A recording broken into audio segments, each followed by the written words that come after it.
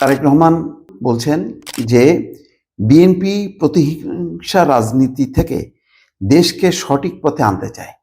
BNP প্রতিহিংসা রাজনীতি থেকে দেশকে সঠিক পথে আনতে চায়।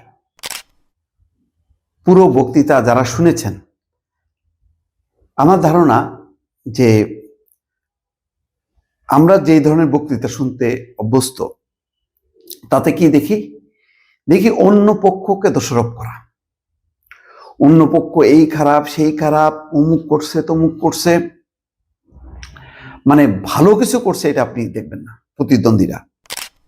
কিন্তু তারেক রহমান যেই মানে লম্বাও না একেবারে সংক্ষিপ্ত না, মধ্যম সাইজের যে বক্তৃতা দিলেন, আমি বারবার শুধু কম্পেয়ার করার চেষ্টা করছিলাম যে সাম্প্রতিক সময় আমাদের দেশেই গত এক বছরে যে জামাত ইসলাম বলেন, ইসলামী আন্দোলন বলেন, তারা বা এনসিপি বলেন, তারা উঠেই কিছুক্ষণ পরেই শুরু করে দেয় বিএনপির বিরুদ্ধে, বিএনপি এই করছে সেই করছে, তার অতীত খারাপ, বর্তমান খারাপ, সব বলা শুরু করছে।